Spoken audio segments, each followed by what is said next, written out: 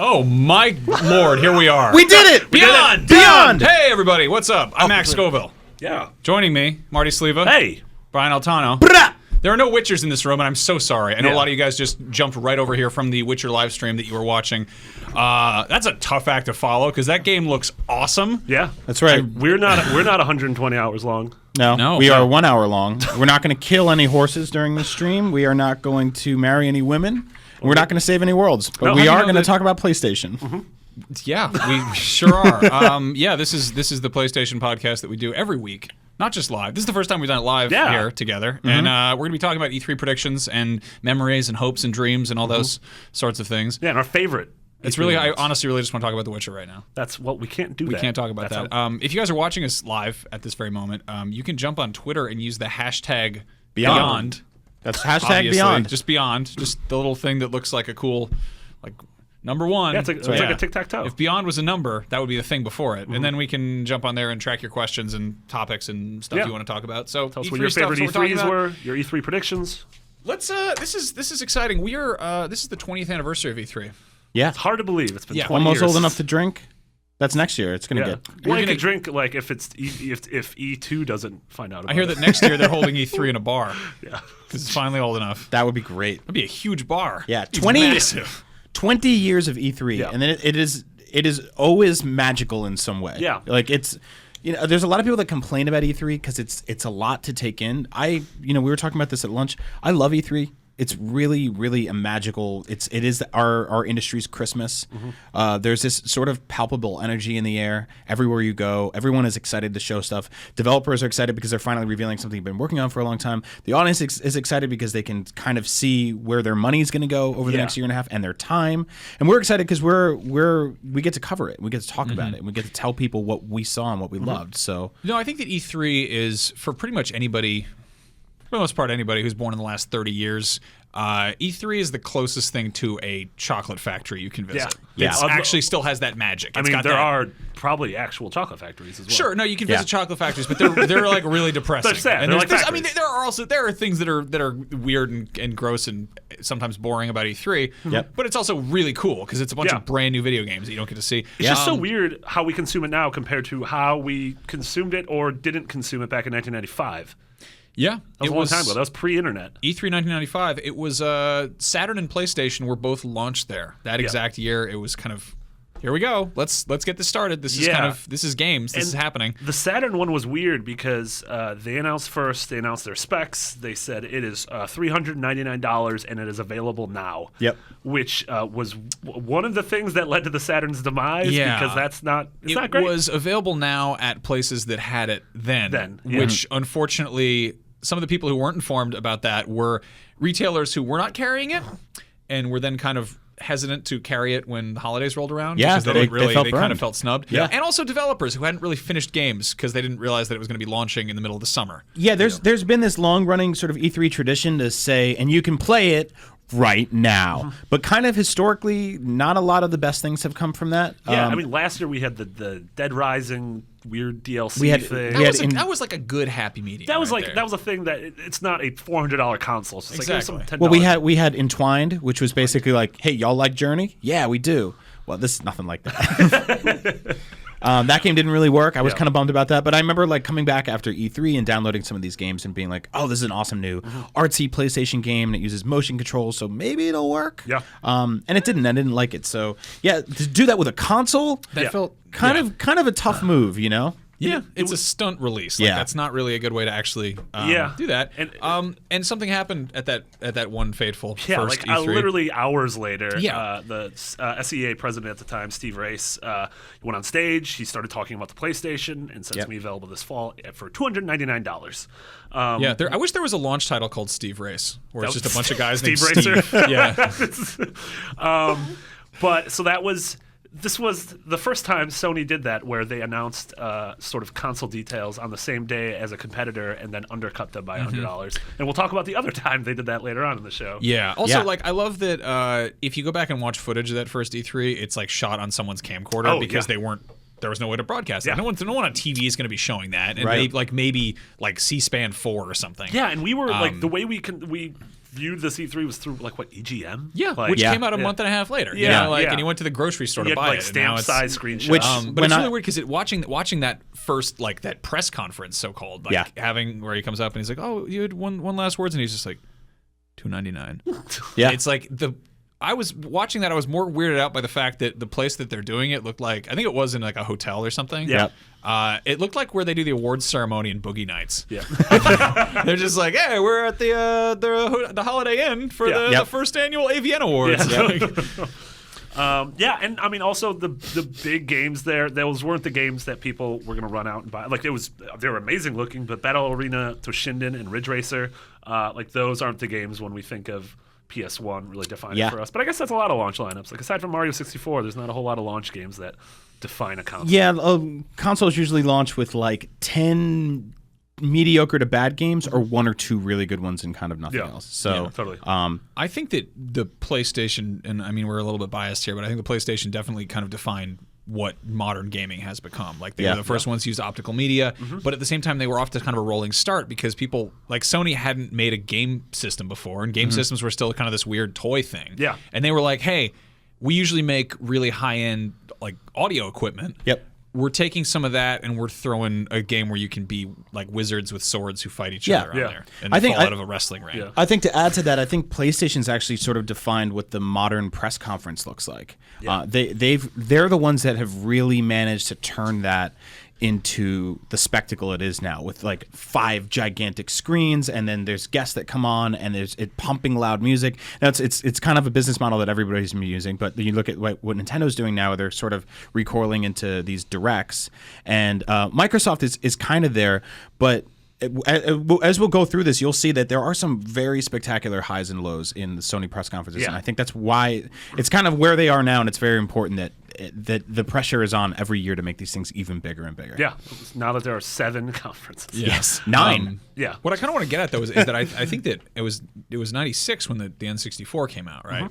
And I think that was the thing that like people knew what a Nintendo was, and people could look at a computer game and be like, what if it's in 3D now? That's wacky. Like people knew Mario at that time, but it's weird to think that at that point, you know, Mario and the kind of the public's understanding of him, like a Nintendo was only 10 years old, which is crazy to think about. Like, I mean, I'm looking at this right now. We're looking at kind of the leap between 95, which was the first E3, and that was when the PlayStation was announced, and then 2000, which was when the PlayStation 2 was like about to come out. That's like a 5-year difference.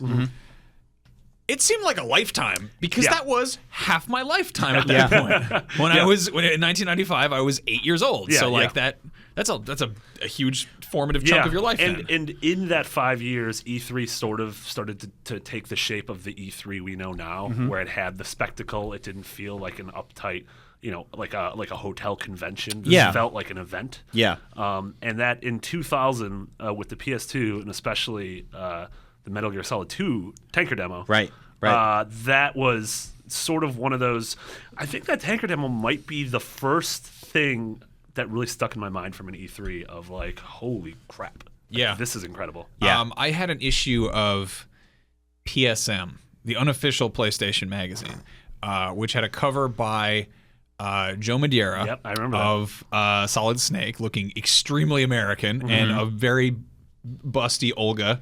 And it had screenshots of the tanker demo, and it broke down everything that happened there. They're like, is Vulcan Raven going to show up? Spoilers for a 15-year-old game. He doesn't. He was a toy. He was a toy. But I remember I had that magazine, that single issue, and I brought it to summer camp with me, and I poured through it backwards and forwards. And I don't think to this day I don't think I've ever been as excited about a game as I was for Metal Gear Solid 2. Right. And that demo was like a sort of generational defining visual leap, like seeing Snake walk across the George Washington Bridge in his rain slicker. I want to point out the ice bucket.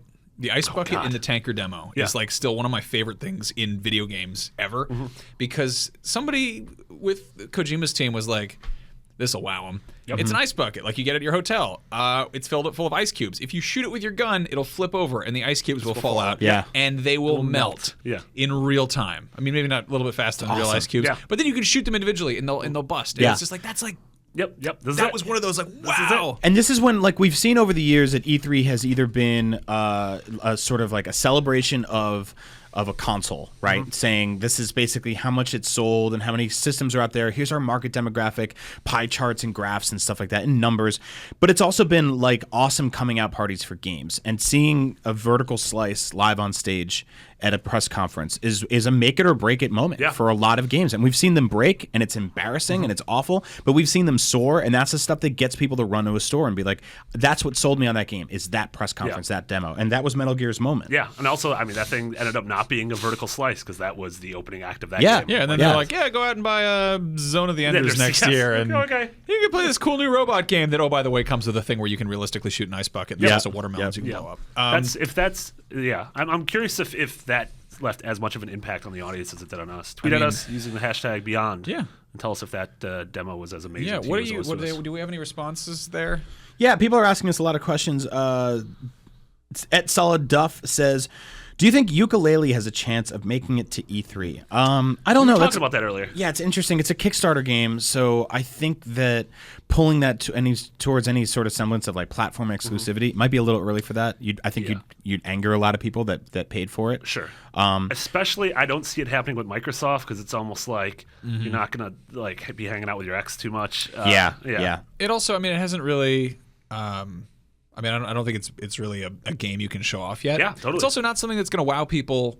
Like, we got to remember that E3 is, in fact, also a trade show, and it's about, like, new, big, exciting things, and Yooka-Laylee is very much It's about getting Walmart excited, USA Today, the Today Show. Yeah. Yeah, you're showing them an ice bucket. You're not showing them a thing from 10 years ago that's been faithfully kind of remastered in modern really sensibilities. Love this ice bucket. Yeah, I love the ice bucket. I think it's great. It's an exciting thing. Yeah. But, like, yeah, I don't know. I think that also we forget that to be at E3, it costs game publishers stupid, disgusting, terrible amounts of money. Yeah. To have a booth, to have any space on the floor, it's millions. Yeah. It's like it's really gross. And to be showing up at a press conference, there's going to be some weird politics going on. Yeah, totally. There isn't really like a Kickstarter corner of E3, right? Like those guys, the art school kids don't all sit together. The K would be like backwards. Yeah.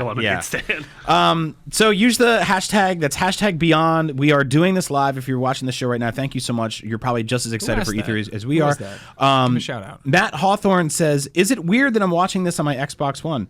No. Absolutely not. That's awesome. We have a lovely Xbox One app, a lovely PS4 app. That's awesome. Yeah. I don't think it's weird at all. Send us your questions. Send us your E3 predictions. We'll read them on the air. Junho says, what were your favorite E3s? We're actually going to get into that. We are going to get into that. I think, Max, your favorite, that moment was the Metal Gear Solid 2 moment for you. Yeah, I mean, the Metal Gear Solid 2 demo was like, that was like that, the excitement I had, it was also, I think it was a summer of, was it the 2000 E3? It would have been, I think, the following year. That it was like summer of 2001. Yeah.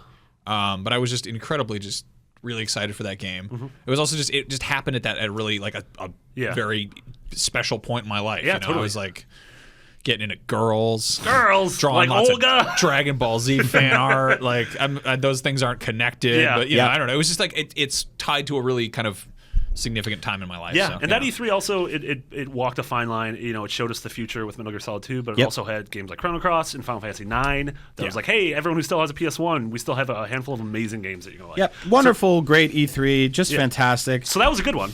Let's get on to the bad. Let's get on to the bad one. Let's get on to what, and this is, you're going to get upset about this, but I think a lot of people, me especially, consider this to be one of the worst E3 press conferences ever. And not because the games were bad, because I think there were a lot of really good games that were shown at this. This is 2006. Yeah. This is when the PS3 pricing was first revealed. To paint the picture, we are dealing with a astronomically cocky Sony, who is fresh off of the PS2, which is the best-selling system of all time. Absolutely trouncing the competition. I think it sold something like 100 million units more than the GameCube and the Xbox, which hovered at around 22 million units. PS2 just quadrupled, quintupled, sextupled, whatever that is. Sextupled. All the way into the stratosphere. And they basically, you're dealing with, you have Kazurai, who's this kind of, seems like a nice guy, and you have Ken Kutaragi, who's like very cocky old Japanese business guy. Now, Ken Kutaragi starts saying things like, we could sell the PS3 without any games and we'd still sell 1 million units. And things like, you're going to need a second job to afford this thing. And we're like, what's going on? That's not a good thing. Yeah, these are real quotes. Yeah. So they came out in 2006, and this is when we heard the first time the PS3 was priced. Now, I'll get into the good news first. They talked about some of the games that we'd be playing in and around launch. We have Uncharted, Killzone Liberation. So we were showing some PSP stuffs. Heavenly Sword, Resistance, Fall of Man. Like there were some good games there. Final Fantasy 13 came out. Yeah, 8 days, which still that's not a thing. Also, so Final Fantasy 13 and Versus 13, which we got to play that demo a couple months ago. That was the first time we got to play that game. Wow. So the big thing about E3 press conferences is that the crowd reactions are palpable. You actually hear them through your tiny little computer speakers. You're watching them on your phone. If you're in the room, there's a magic in the air when something good happens. Yeah. And when they came out and they said that the PS3 would cost $599 US, there was a deafening gasp in the room. It was just, why? Yeah. And we all got scared because I think we thought that this would be the trend. That video games were now becoming this almost like deluxe high-end consumer thing, where they kind of landed now is that video game consoles have been around, $300, $400 for the last. I thought you could say they've been around 300, 400 years. 400,000 years. That's not correct. That's right. 400-year-old video game. So it's funny. It's funny you start talking about history of things. There was also the wonderful demo for Genji, which had they were like, this draws from real, actual Japanese history. Here's this giant enemy crab. Like a giant enemy crab. I like that they also they were like, they're not just like, we're fighting a giant crab. They're like, this is a giant enemy crab. And you can flip him over and hit his weak point for massive damage. Yeah. It was cringeworthy. And then you had that, and you had Kaz Hirai, who came out and said, Ridge Racer. Yeah. It's Ridge Racer. And everyone in the room was like, what are you doing? Yeah, why is this happening? You don't have to do that. So so to me, launch title. Yeah. I am fascinated by this because this is sort of watching a company at the top make a really big blunder and turn the tide. And from there, we saw the Xbox 360 actually went to sell way more than the PS3 for a very long time, and things kind of evened out here and there a few years later. Yeah, it goes to show you how much a good or bad press conference can sort of dictate the tone of an entire generation. Yeah. Which sort of, we have a role reversal later on. But before we get there, there was 2012, which was this weird sort of middle period. We weren't ready to talk about PS4 yet, but we still have a couple cool PS3 games, but we also have some really boring stuff that we're going to kill the momentum with. So the highlight there was The Last of Us.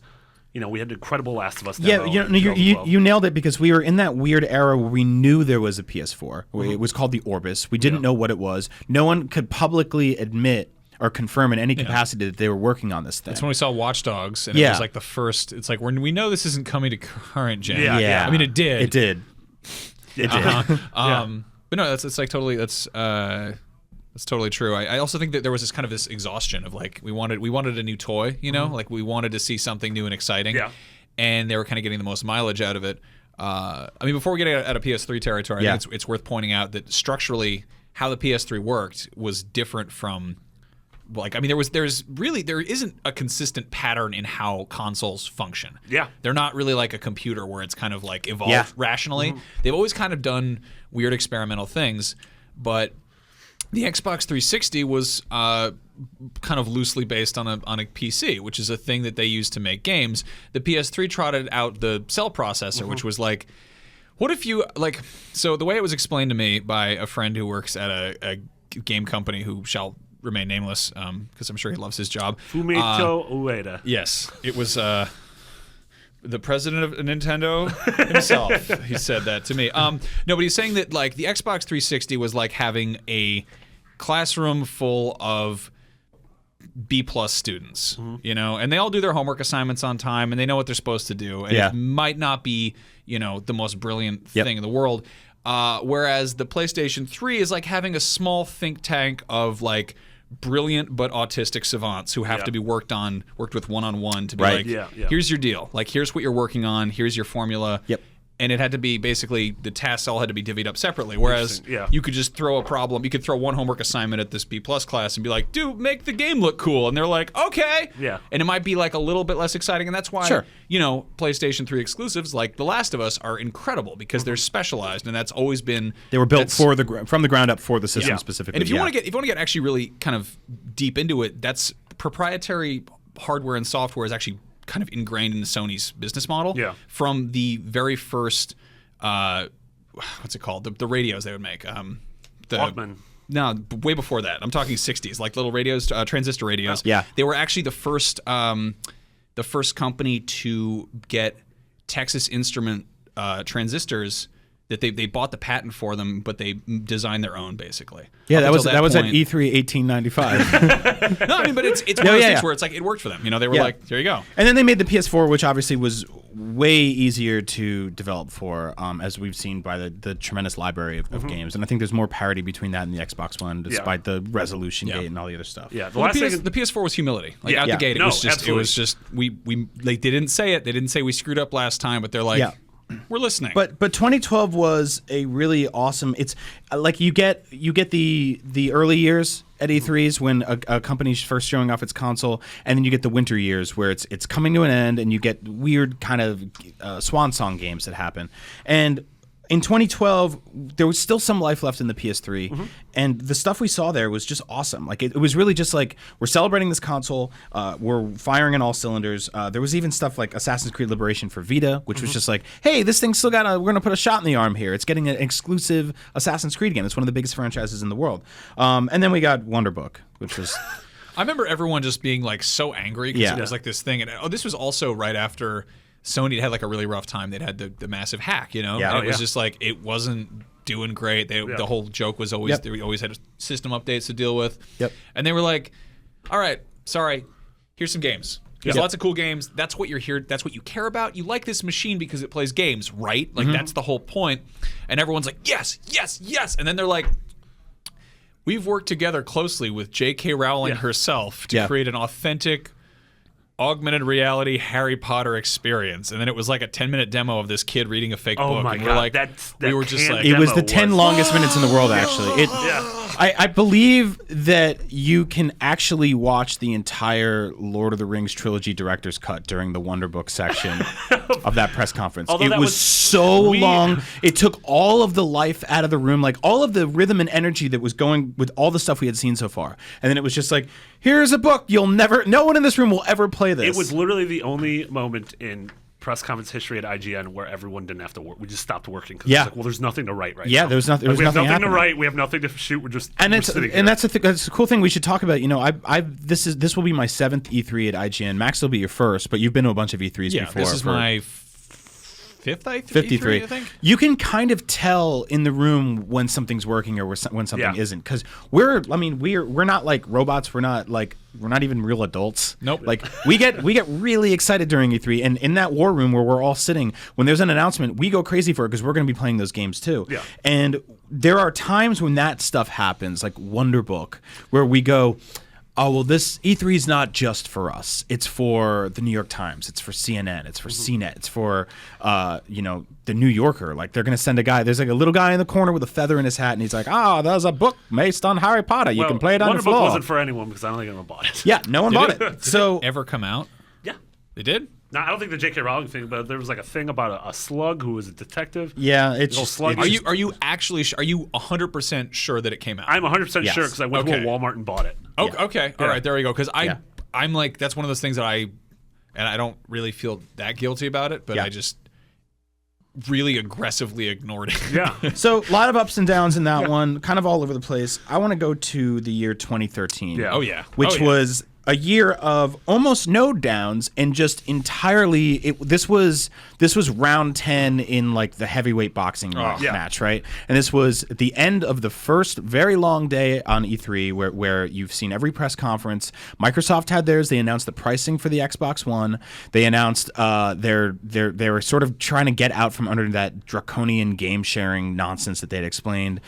They really made it seem like the always online DRM nightmare dystopia future was a thing we'd all have to deal with forever. Yeah, they announced the $500 Yep. SKU. They in the same way that Sony almost set the course for that $599 systems almost became the regular had it not been for that audible gasp in the room.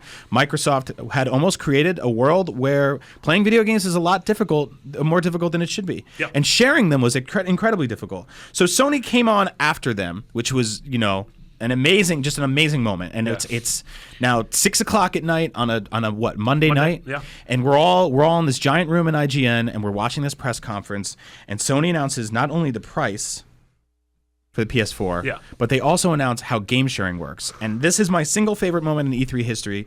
They have Shuhei Yoshida and Adam Boyes, who are two PlayStation guys, and they came up and they said, here's how game sharing works on PS4. And Shuhei handed the game to Adam Boyes. Yeah. And they said, that's it.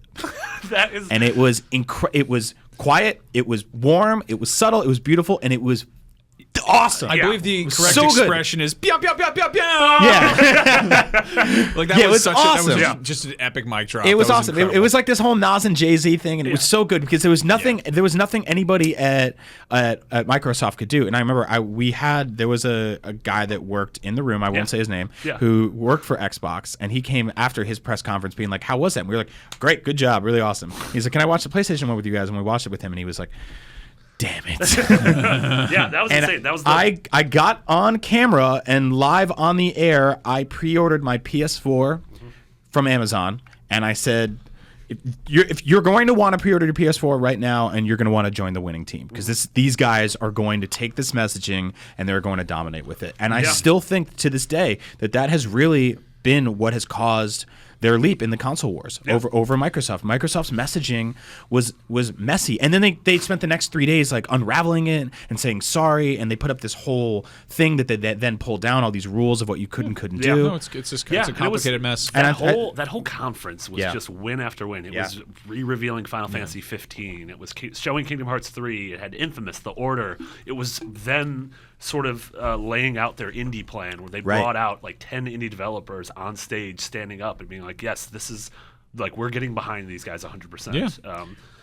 Yeah. I think that it's interesting to look at, just like, I love looking at the kind of the history, the hindsight of this, because it's the triptych effect. It's trying, or not the triptych, it's the hat trick. It's when you try to get 3 in a row, and like the N64 was Nintendo's third console, but there wasn't really any kind of precedent set. Yeah.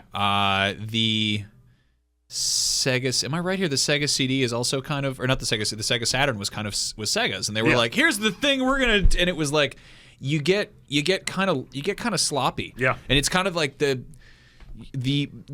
kicker to Empire Strikes Back is that Vader is Luke's father, and then hey man.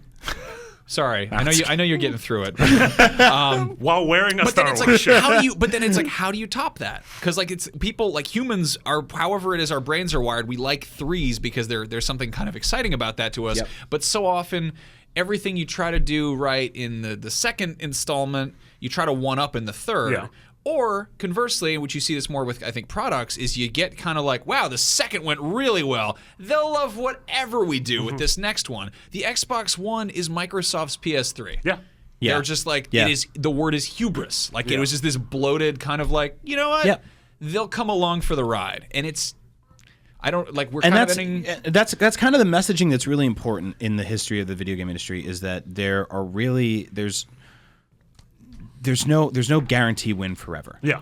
You can be at the top of the world and then fall and then climb back up.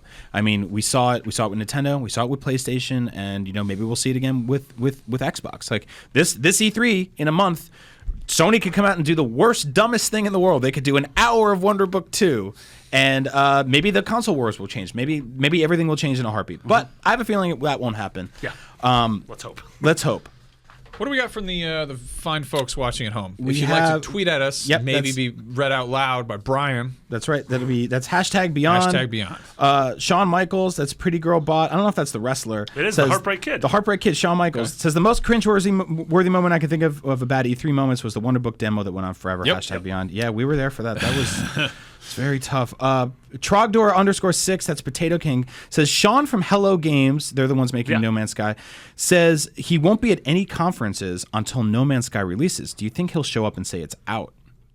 That no. No, I don't think so. I don't think we're ready for that one yet, right? No, I don't think so. I think that's a game that is Sony realizes how sort of special it is right now in people's hearts and in our perception, and sort of everything they've shown so far has been tonally perfect. Yep. And so they want to make sure that they continue that goodwill. That's right. And I think Sean Murray is going to be at E3, so I don't know. So Jay Schnitzel, that's Judas Schnitzel, says, sounds "Do you?" delicious. It does. Do you guys think that we'll see a new Hitman game at the Square Enix press conference? #Beyond.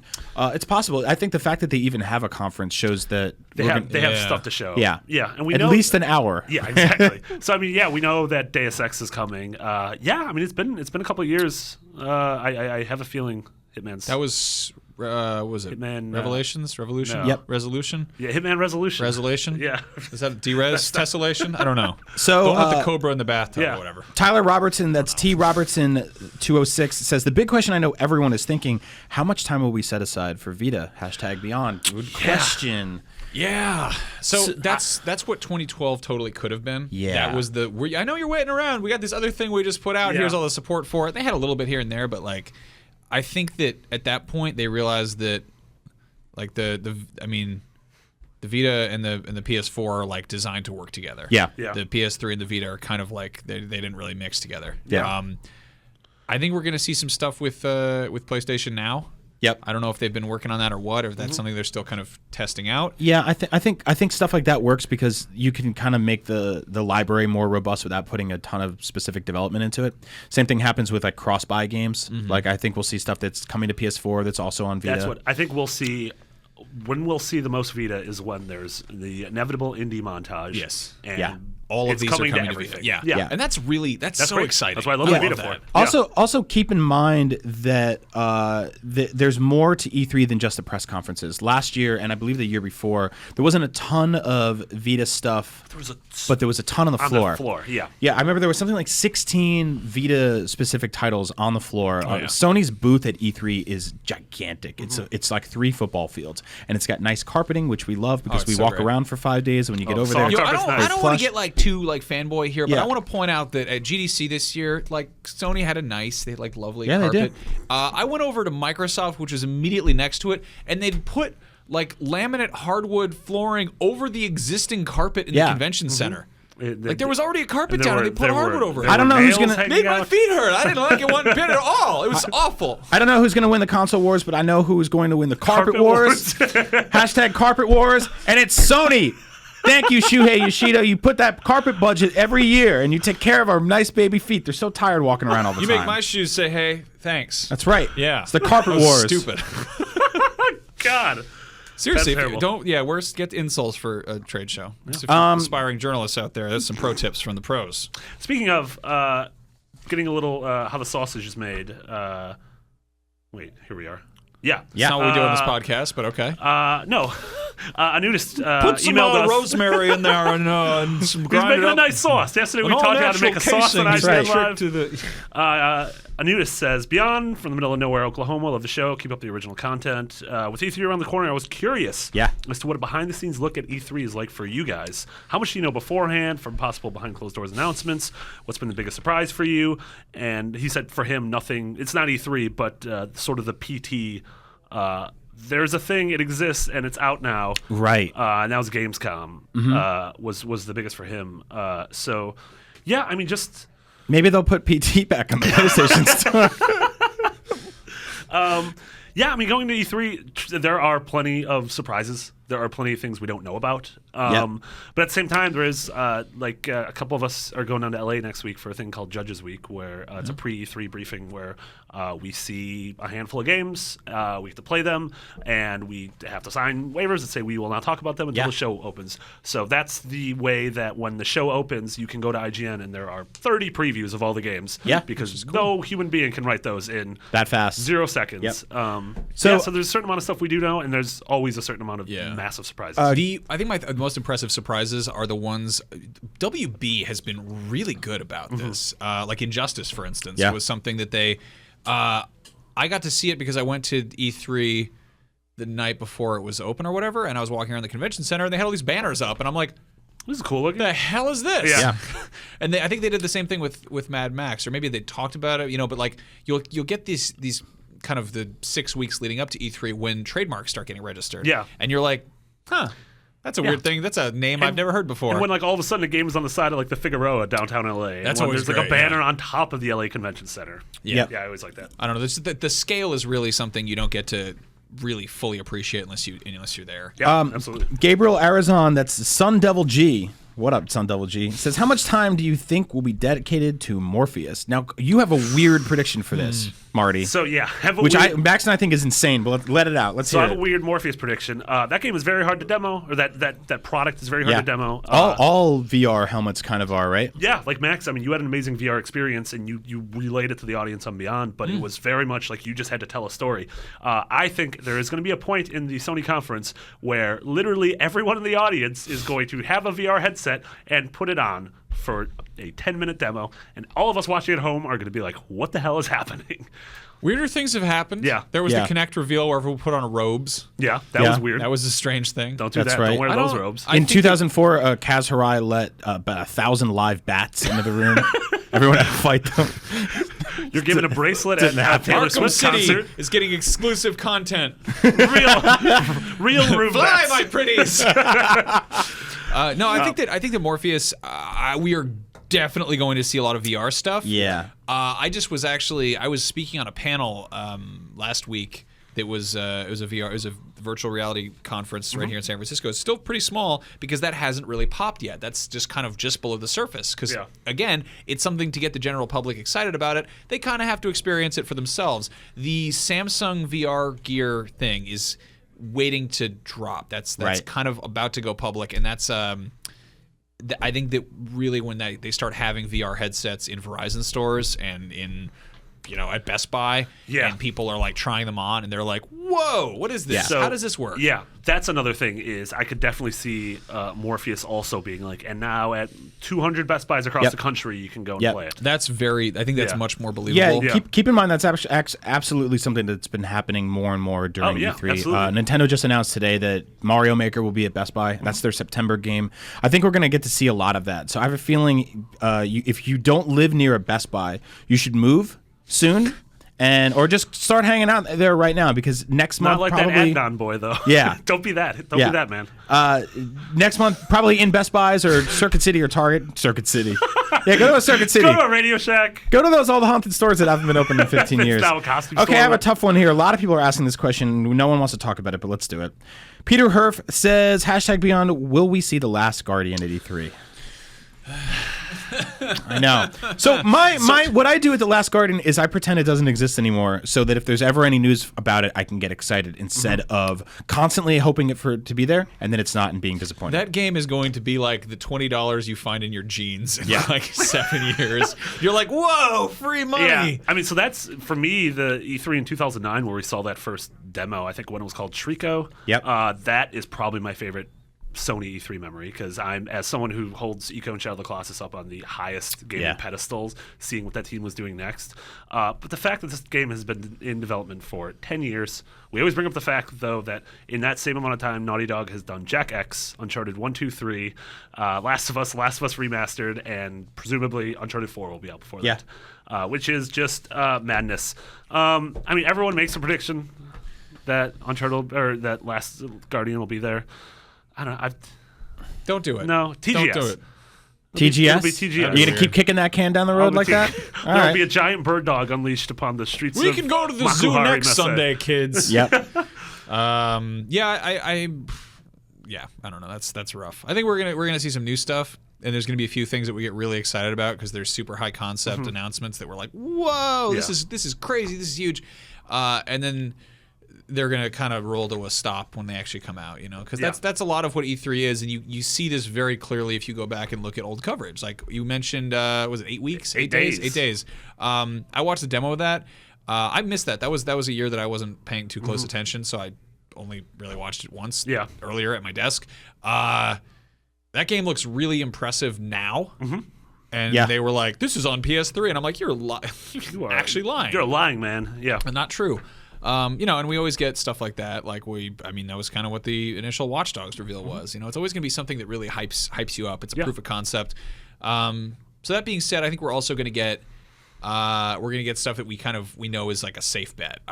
Yeah. I will be so surprised and violently drunkenly angry if Fallout 4 does not get announced.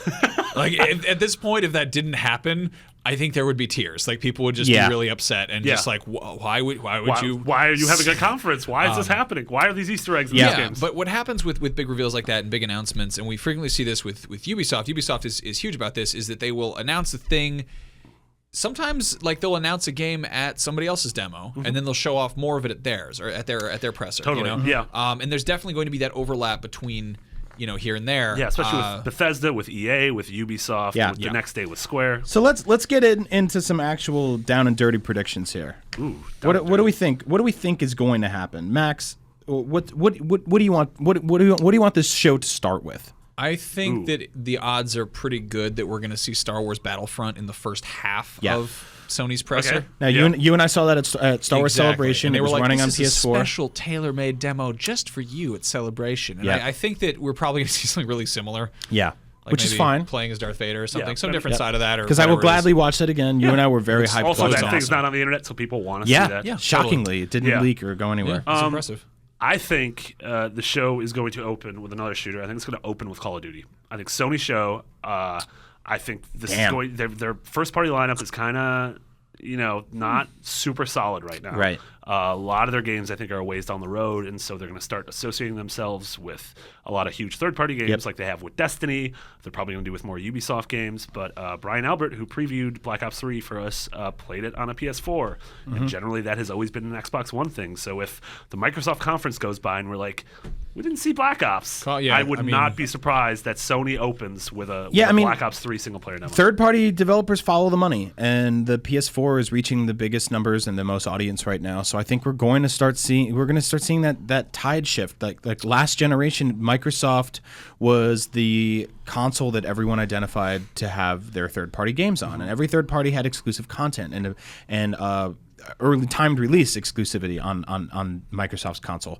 And I think things are going to start turning around for PlayStation in that regard. I think they already have. So we're going to see stuff with Battlefront. We're going to see stuff with whatever game we were just talking about that I just blanked on, Call of Duty. And I think, and this is crazy, but speaking of shooters, I think that we're going to see some stuff with Titanfall 2. And I have a feeling that Titanfall 2 is going to lean a lot more on the PlayStation 4 side. That's crazy. Yeah. It's crazy. It's totally crazy, but this is a crazy E3 prediction show. Yeah. So. No, and that Forget about it. Because I mean, Microsoft does have two massive first-party shooter franchises with Halo and with Gears of War.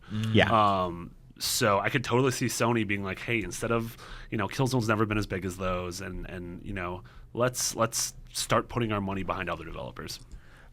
Chris B, that's Vault 404, says, what are the chances of Beyond Good and Evil 2 finally showing up as something something other than a fever dream, #Beyond? God, I would love it. Yeah. I know you would love it, right? You were really into that game. I adore that game. But it seems kind of dead. We did see that teaser trailer a couple years back that looked really cool. Weird there was demo a CG concept art stuff. teaser, and then there was a gameplay demo that ended up, a lot of the assets seemed like, or the animation seemed like they went into the Assassin's Creed series. Yeah. Because there's a lot of horizontal parkour.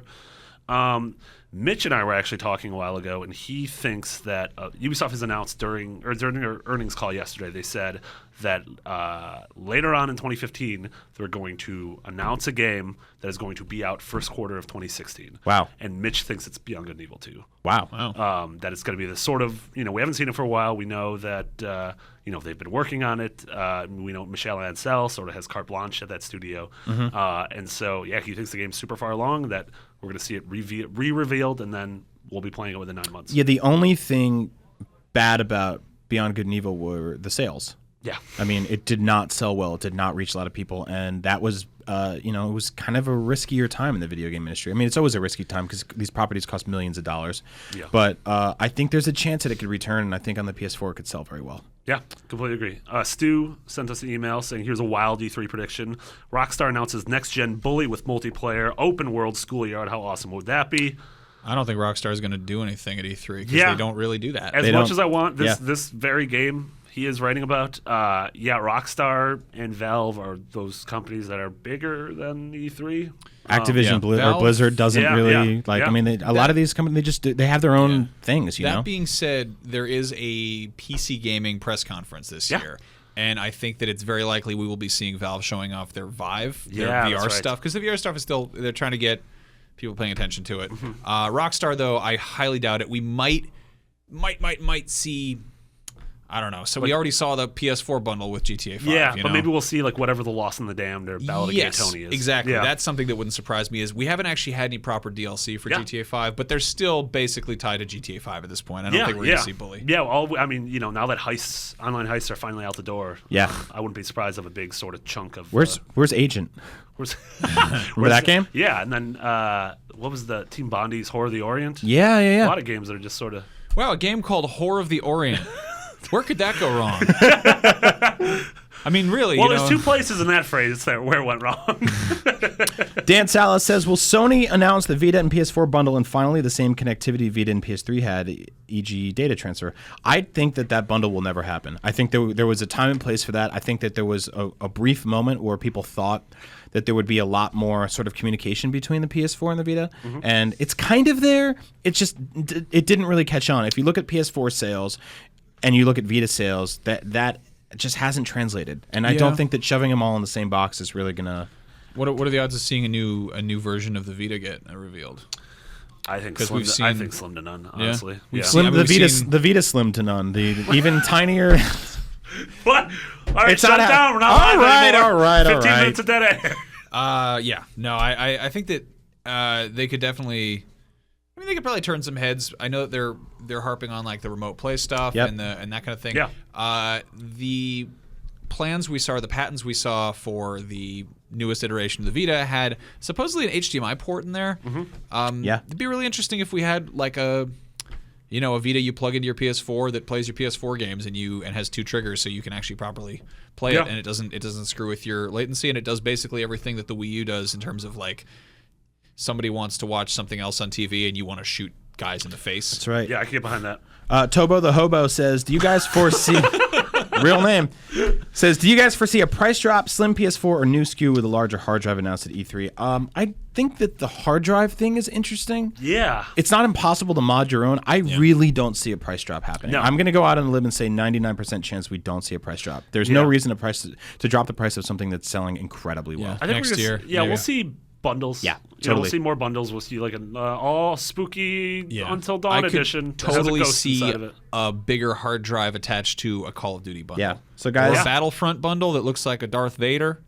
It's been looks like an actual AT Walker. It's been all-terrain armored transport, Marty. It's been 47 minutes and we haven't said the words Uncharted 4. So we should probably talk about Uncharted 4. Yes, it's delayed. Yes, it's coming out in 2016. Yes, I think it's going to kick off their conference. Whoa! I think the first thing we'll see is Nathan Drake breathing heavily, panting, looking sad. And then it'll zoom in on his hair, which is literally growing. We had a story the other day. We had a story about how Uncharted 4 has 5 times as many facial animations as The Last of Us. That's more facial animations than I have. Which is a lot, even though most of the facial animations in The Last of Us were just like... pain and sadness, which is funny because frowning. Uncharted also has less emotions that would be expressed through facial animations because The Last of Us has lots of emotions, but Nathan Drake has just 2. He has shooting guys and then making a joke. Those are 2 emotions. That's right. Cracking wise, cracking skulls and cracking wise, getting into mischief and then chuckling. Yeah, so I think we'll see an amazing single player demo. I also think. They will say, hey, also the Uncharted trilogy remastered for PS4 is a real thing. That's right. You think it's going to be available immediately? I do. I do think that it'll be available. Maybe if not that day, it'll be available that week or that month, that window. Yeah. They'll basically say this is the Uncharted trilogy. You can play it on PS4. It's all of the old games remastered. We got rid of that awful using the motion to throw a grenade thing from the first one. Yeah. And it'll have a demo for Uncharted 4 or something. Some sort of vertical slice. We got an email from Charlie Manny who wrote in with a bunch of his E3 predictions. First one is Uncharted 4 multiplayer beta slated for fall/winter. Yeah. I think that having that attached to a remastered edition would make a ton of Yeah. sense. Yeah, I don't know if there'll be the multiplayer beta. I really think we'll see a small piece of the single player campaign, which is weird because they've never really done that. That's a good. What do you guys think? Like write us in, let us know what you think. We should have a poll for this or something. Hashtag Beyond. Tell us what I mean.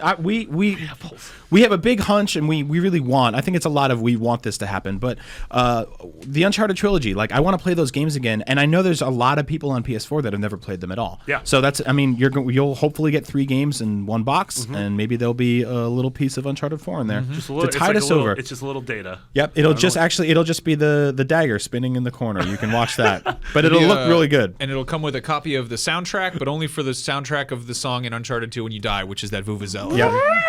Yep. Yeah. That was my wedding song. I like to listen to that song when I want to relax. I just put it on. I usually get my wife to yell, "Nate, no!" You fell off the train. It's a truck, Nate. You're supposed to be on the truck. You got shot by the tank. Now I want an Uncharted game where Sully actually yells the things that happen to you. You gotta grab the yellow stuff. That's the trick. Is the yellow things are the ones you can grab. The shiny branches on the tree are the safe ones, Nate. No! It's the damn Yetis. It's a man in a suit. Ah, scarabs. All right. What do we do here? Hashtag Beyond. Hit us up. We're going on for 10 more minutes. I had a handful of interesting ones in an email. That's right. Speaking of Italy, Jackson from New Jersey. Oh, speaking of Italy, I'm making a nice sauce. Emerald Agassi. No, Jackson wrote in. He's got 4 of them. Go through them quick. Number 1, Sony announces they've acquired the Silent Hill IP from Konami and are developing No PT way. alongside. No way. That's just one I like. No, that's not going to happen. That's a thing that happens in like video game high school where like a couple breaks up and then the other guy is dating the new girl and he's like, "Haha, got you back." But in the reality is like that would be 17 years of lawsuits. That's the end of Mrs. Doubtfire. Yeah. Your parents are divorced, but your old fake housekeeper has a TV show. Thanks for that incredibly topical Mrs. Doubtfire. I'm sorry, it's fresh on my mind. For the other 3 of you who watched it Max and I watched it together last night. That's like that is such wishful thinking. I know. I wish. Mom and Dad they get back together. But then again, I mean, Shuhei Yoshida and Adam Boyes have really been on some superhero-ish the last few years, and I think they could probably swoop in and pick something like that up. Yeah. But I think it's too soon. Yep, agreed. A couple more. Ni no Kuni 2 is announced. Level 5 is developing. SE's publishing. We had a guy who used to work here who called it Ninu Nana. The Wrath of the Wawawiwa. Sony Bend will reveal their new game. Very specifically, it's a third-person shooter set on a dystopian alien planet that focuses on exploration and mystery rather than shooting. Huh. That sounds cool as hell, but so I that's don't know. Another big thing is what are these latent Sony Studios doing? Like, what is Ben doing? What is Santa Monica doing aside from God of War? Which God of War is how I think the show's going to end. You think so? I think it's going to end with a God of War demo. Interesting. And Kratos is going to hashtag Beyond. Let us know how you think. A large man. Let us know what you think. Some of their first party studios are working on, Media and what Molecule. you think the show will end with. Pet. They'll make a Media Molecule as a great new game about paper bags or something. And I will play it and love it. It's actually it's just a giant house full of glitter. Ryan Turford says, "Never forget the Subway presents the Uncharted 3 multiplayer beta." I did forget that, Ryan Turford, and now it's back in my brain. I forgot it until now. I do remember. I remember the heavy Nathan Drake mod. That was really cool. That was remember good. that? Yeah, it was great. Tyler McMullen says, $5 footlong. "Nate, no, that's not on the discount menu." They put avocado on there. Oh, Ricardo Guajardo, that's his name. That's awesome. Says, any chance at E3 there will be Bloodborne DLC announced? I hope so. Yep. I would love that. Yep. Bloodborne was huge for Sony. It's huge for me personally. I would love to play Bloodborne DLC. Dark Souls 1 and Dark Souls 2 had got tons of DLC announced. Yeah. So let's see. I would love to see they just put you in a haunted castle and you have to kill a giant eyeball. It's going to have a really cool sounding name, but also one that we're going to make fun of. Yeah. Yeah. What was like the Dark Souls 2? Scholar of the First Sin. Scholar of the First Sin. That's like a thesaurus hitting you on the head. Yeah. And being like, huh. Yeah, interesting. Scholars, eh? Bloodborne, Vial of Despair. Yeah. That sounds about right. Yeah. Creepy old rug at the cathedral. I don't know. Whole room full of pots. Stoopsy1 says, new Pokemon, more a hope and a prediction, but ideally both. Keep wishing that will not be at the PlayStation press conference. I think the Pocket Monsters, that would be a huge get. That would also just be very confusing. Yeah, exactly. I predict that Mewtwo is going to walk out on stage, and then Sony security is going to escort him out because he's not supposed to be there. Anubis316 says Lego Avengers. #Beyond. We got that game. Marvel Heroes. Game. We got a Lego Marvel game. Yeah. During the Sony conference, if you go on PSN, you can download it. There you go. It happened. You just made that happen. Wow. Yeah, that's a fun game. I like that game. Yeah, so do I. I think we're going to see a lot of Lego Dimensions. Oh my God. Justin Ryan Bear says, do you think we'll get a new Twisted Metal? Jaffe's kind of busy, so I don't know if it'll come from him. Doing Drawn to Death. Yeah. Twisted. We had the one that came out 2012 for PS3. A lot of people forgot about that. I think it was just called Twisted Metal. Yep. Yeah. That had one of the coolest E3 demos, and then when it actually came out, I was like, not crazy about this. Yeah. The driving controls in that were they were very true to the old ones, but it was like, have you played a driving game since then? Since Triggers came along? Man, I really like Twisted Metal 2 though. Bantosaurus Rex says Guerrilla Games still has that new IP to announce, don't they? Yeah. Concept art has leaked supposedly it's like an open world action RPG where you sort of play as like robot ninjas and you fight dinosaurs. Yep. I love all those words. Shove all those words together, put them in a game. Yeah. 10 out of 10. Reboot of fruit snacks that you ate when you were 8. All your favorite gummies are back and it's time. Oh no, the frogs are white on the bottom. Hammerhead sharks. Yep. Everyone's the game's called Being 10 Years Old in the 90s. Literally only 90s kids will remember that. What do you got? You got anything? I can keep going over here. Yeah, keep going. Corey Martinez says E3, we will see the crossover for Assassin's Creed and The Order. Nope. No. No, I mean, Syndicate and The Order sort of take place around the same time period, except one has werewolves. Yeah. McDonald's will start selling the Whopper. That is not going to happen. Here's an interesting one. I'm sorry. What are you? Fun piece of trivia about Marty.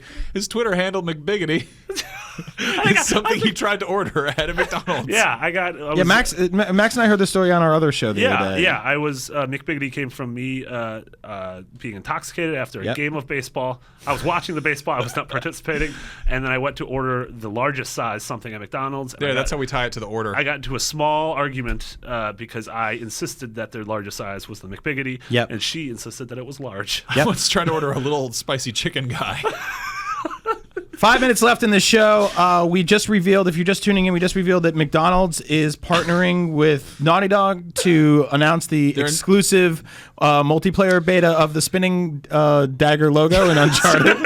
Brought to you by McDonald's. It's just going to be a French fry just spinning over there. Then there's Church's Chicken gritty remake of Castlevania. I'm excited for E3. We're gonna get some new games. Stoopsy1 says Resistance or Ratchet and Clank. We gonna see anything from those games? I think Ratchet and Clank. Yeah, we know it's being worked on. There's a movie. There's a movie. TJ Fixman's writing it. They announced the voice casts. Stallone's in it. Maybe they'll show the whole film. So I think we're going to see two movie things at Sony. I think we're going to see some Ratchet Stallone's and Clank in stuff. And I think Stallone's in the Ratchet and Clank movie. What? I didn't know that. I think we're going to see Ratchet and Clank stuff, and I think they're going to reveal something about the Last of Us movie. Yeah, we haven't heard about that since Comic-Con. That would be a hell of a place to drop a trailer. Sam Raimi's involved in it. Arya Stark is playing Lil Ellie. Lil Ellie, my favorite hip hop artist. While we're wrapping up beforehand, I think we can talk about a big Beyond event that's coming up. That's right. Yeah. On June 27th, we're locking down the venue, but it's going to be in San Francisco. We're locking it down with you inside. We're keeping it locked. It's going to turn into Carrie. Saturday, June 27th, we are joining forces with another podcast that I co-host called Podcast Unlocked, which is the world's largest Xbox podcast. We're going to end the console wars on Saturday, June 27th. We're going to do it live. Swords. We're going to be doing a live, massive Beyond 400, Unlocked 200 / meet and greet / party day. Yeah, there's going to be what's the date again? Saturday, June 27th in San Francisco. In San Francisco, book your flights. Start looking for hotels and hostels. Call up your friends. Sleep on their couches. You cannot stay at mine. Stay at a Houseboat with the Barnacles. That's right. Yeah. Is that a band? Yeah, Houseboat with the Barnacles. It's gonna be cool. We got special things lined up. Brian O'Connell will shake 3 hands. Yeah, just Not 3. A fourth, though. Just 3. Win the lucky handshake? I'm actually only going to shake a guy's hand if he has 3 hands. If you're a cool dude with 3 hands, I'll talk to you. Everyone else is getting hugs. The lucky 3 who Brian shakes hands with, you'll win a cooler prize later. That's right. How lucky those handshakes are. That's right. I don't know what's happening. Yeah. There's a gold ticket. Do we have one last comment from the lovely viewers at home? Thank you. Yeah, this is one for you, Max. Logan Samuel says, "Do you think we'll get a new Red Dead?" No. Hey, come on, and then a positive note. Where's Javier Escuela? I hope we get a new Motor Storm. And I hope they're in space this time. K Murda says, "Where's Zone of Enders?" A caveman wrote in. Konami That's has great. a lot more to worry about right now. Thank you, K Murda. Yeah. Yeah, I think Konami's going to put a pachinko machine on stage at E3 and just be like, "We don't care about you anymore." Yeah. That's good. So what's wrapping up? What is the pie in the sky, the one thing you want to see at the Sony conference? Like if you could just make something happen. I want to see the new visceral Star Wars game. I want to see what that is. I want that whatever that Star Wars Uncharted thing that was happening for a little while, 1313, that then became the canceled Boba Fett game. I want to see what that is. I want to see what Amy Hennig's working on. And, I want that to come to life. I'm so high on Star Wars right now. I've been smoking it all day. Want to buy some death sticks? Visceral's been tweeting a lot of teasers about Han Solo. And sort of like hints about that, and like pirates and stuff like that, space pirates. Well, if we got a smuggling game, if we get that Han Solo game that I've wanted since I was 5, then yes, 100% yes. I mean, I always get most excited about the new IPs and things like that. I think it'd be really cool if we got a price point for Morpheus. Maybe a tighter release window other than the first half of next year. Because I don't think Project Morpheus is going to be what that thing's called. The cool sound hat for your eyes. I'm totally getting behind that. iPhones. That might be already taken. My thing would be to see what the hell that game company's been working on since Journey. Because that game is one of my faves, and that has been a long time ago. And I would like another game about it's a game where you play as a very realistic sheet that's hanging on a clothesline. Yep. I would the makers of Flower and the one about the scarves. Yeah, I would. It would be my game of the year because I'm a big weirdo. Yeah. It's called Bounce. It's called Bounce. Yeah. It's just a laundry commercial that you play. It's got a great soundtrack. Yeah. It's coming out on vinyl. You'll love it. It's coming out on vinyl. Chris Abbott has it on his desk. I could do this for another hour. I hate that they're shutting us off. No one's kicked us out yet. Yeah, no one's kicked us out. Do they even know? #Beyond. If you're watching this out there, we're locking the doors. You can't come in. What are you going to do? Pull the plug? Shut us down? You can't do that? No, they literally can't pull the plug. This is the power of PlayStation. It can't be stopped. #Beyond. Love you guys. I love that you're wearing a pleather jacket with your sleeves rolled up and you're just shouting hashtags. You old teen. You old teen. Yeah, thank you guys so much for tuning in. If you watched The Witcher, thank you for watching this. Let us know what you thought of the live format. This is sort of testing. It was an experiment. It was an experiment. Science experiment. As you can tell from next week, we are. Next week we're going to be going back to a regular format, except for the fact that Brian and I will both be gone. You're going to be on your honeymoon. I'll be on my honeymoon. That's right. For 2 episodes. I'll be in Paris and Barcelona. If you know anything cool to do in those cities besides the Eiffel Tower and eating paella, hit me up. Shoot me a tweet at Agent Bizzle. Marty's at McBiggity. Max is at Max Scoville. Beyond is live where we put the show up every Tuesday? Every Tuesday at 1 p.m. except for this week because we have missed that. That's right. We also have a podcast Beyond Facebook group which has a ton of awesome people in it. Yeah, we'll join up with that. We do plenty of podcasts here. Marty's on Unlocked. I'm on Nintendo Voice Chat as well.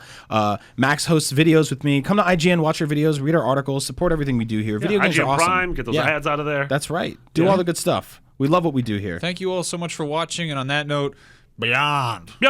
Beyond. How do we turn that on?